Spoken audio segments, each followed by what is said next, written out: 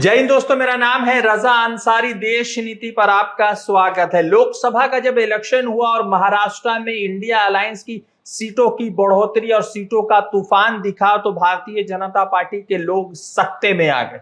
48 लोकसभा सीटों में से 30 पर इंडिया अलायंस जीतने में कामयाब रही, तो दूसरी तरफ एनडीए अलायंस सिर्फ 18 सीटों पर सिमट गई।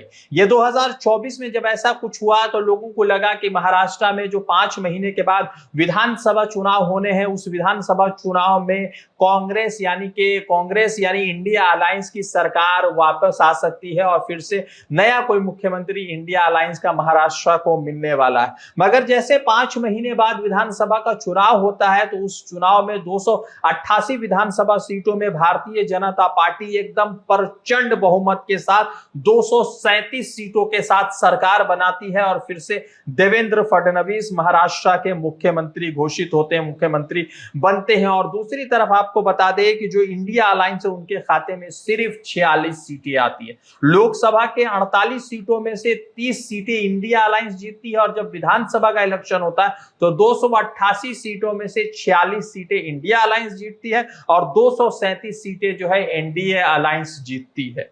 ये खबर सुनने के बाद आपको ऐसा लग रहा होगा कि क्या मैच फिक्सिंग थी या वोटों की चोरी हुई है। आपको बता दें कि उसी बीच जो है एक रिपोर्ट सामने आई थी और उस रिपोर्ट में यह कहा गया था और रिपोर्ट में यह बात स्पष्ट किया गया था कांग्रेस की तरफ से कि लोकसभा इलेक्शन के बाद से विधानसभा इलेक्शन जब महाराष्ट्र में हुआ तो उसमें तकरीबन 5 महीने में 70 लाख वोटर जोड़े गए थे और 70 लाख वोटर को, नए वोटर को उसमें जोड़ा गया था। और आपको बता दें कि इस वजह से यह आंकड़ा सामने आया था जिसमें यह कहा गया था कि लोकसभा इलेक्शन के बाद जब विधानसभा इलेक्शन हुआ था तो उसमें वोटों के गिनती में और वोटों के प्रतिशत में 13.5% का जो वोट प्रतिशत है वो बढ़ोतरी देखने को मिली थी और 13.5% वोट ज्यादा पड़े थे लोकसभा इलेक्शन के नतीजे में विधानसभा इलेक्शन में। अब आपको बता दें कि लोकसभा में अगर 13% वोट शेयर कम पड़े और विधानसभा में 13.5% वोट शेयर ज्यादा पड़ते हैं तो इससे तो एक बात स्पष्ट होता है कि कोई बड़ा खेल हो रहा है और किसी तरीके से कोई बड़े खेल की आहट चल रही थी। आपको बता दें कि जिस तरह से विधानसभा इलेक्शन महाराष्ट्र का हुआ था तो शाम के 5 बजे तक 58.5% वोट शेयर काउंट किए गए थे, मगर 1 घंटे बाद 7.5% की बढ़ोतरी के साथ जो है 65 से लेकर 66% के वोट शेयर काउंट किए गए थे। यानी सिर्फ 1 घंटा में 7% वोट शेयर ज्यादा देखे गए थे और ज्यादा काउंट किए गए थे। यानी उस हिसाब से सिर्फ 1 घंटे में 65 से 70 लाख वोटर आते हैं, वोट देते हैं और वोट देकर चले जाते हैं। मगर अभी जो रिपोर्ट आई है वो इतना ज्यादा महत्वपूर्ण है जिसने पूरे हिंदुस्तान की सियासत को एक अलग तरीके से, एक अलग चश्मे से देखने पर लोगों को मजबूर कर दिया है। देवेंद्र फडणवीस जो महाराष्ट्र के मुख्यमंत्री है, उनके खुद के सीट पर कहा जा रहा है कि 8.5% वोट शेयर बढ़े हैं और लोकसभा इलेक्शन में वहां पर 8% वोट कम पड़े थे।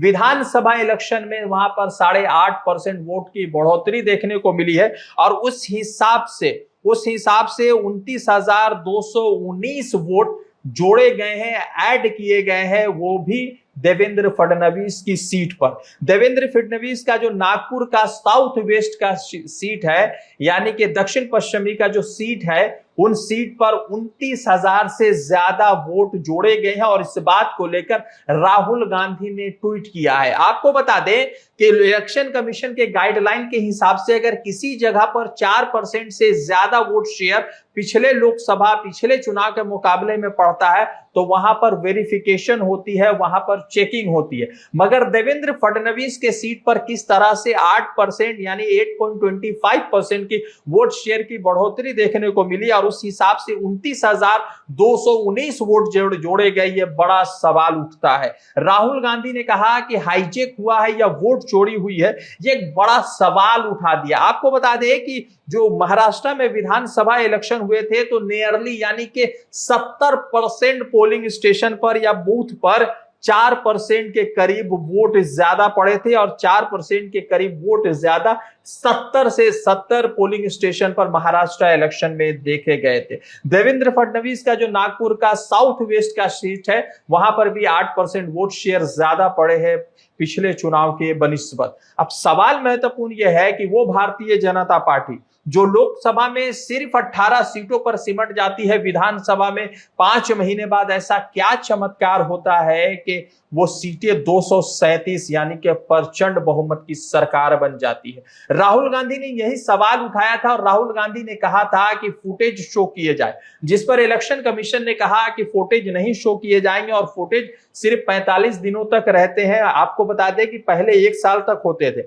मगर अब इलेक्शन कमीशन के नियम के अनुसार वो फुटेज जो वीडियोस फुटेज है वो सिर्फ 45 दिनों तक ही रहेंगे। राहुल गांधी ने आगे कहा कि 5 बजे के बाद के जो वोटर है उनके बारे में जानकारी दीजिए, जिस पर इलेक्शन कमीशन ने कहा कि उनकी पुष्टि नहीं कर सकते हैं, नहीं तो उनको सिक्योरिटी लैप्स हो सकता है, उनको थ्रेट मिल सकता है। आपको बता दें कि उसी बीच एक और खबर आती है उसमें, जिसमें कहा जा रहा है कि राहुल गांधी को इलेक्शन कमीशन ऑफ इंडिया ने बुलाया है और महाराष्ट्र इलेक्शन में वोट को लेकर जिस तरह से राहुल गांधी चिंतित नजर आ रहे थे उस पर बातचीत करने के लिए बुलाया और 12 तारीख को ये वोट जो है उनको निमंत्रण भेजा गया है, उनके घर पर भी, उनके जो रेसिडेंस पर भी भेजा गया और कहा गया है कि आप आइए मिल बैठकर बातचीत करते हैं। उसी बीच देवेंद्र फडणवीस का एक ट्वीट आता है जिस तरह से राहुल गांधी ने वोटों की चोरी को लेकर सवाल उठाए। उसके बाद जो है देवेंद्र फडणवीस ने एक ट्वीट किया है, ट्वीट में राहुल गांधी के जवाब दिया है और देवेंद्र फडणवीस ने कुछ और आंकड़े जाहिर कर दिए हैं। देवेंद्र फडणवीस लिखते हैं कि झूठ बोले कौवा काटे, काले कौवों से डरिए। राहुल गांधी, माना कि महाराष्ट्र की करारी हार की आपकी पीड़ा दिन प्रतिदिन बढ़ती जा रही है, लेकिन कब तक हवा में तीर चलाते रहिएगा। वैसे आपकी जानकारी के लिए महाराष्ट्र में 25 से अधिक चुनाव क्षेत्र है जहां से 8% अधिक मतदाता लोकसभा और विधानसभा चुनाव के बीच बढ़े हैं और जहां कांग्रेस भी जीती है।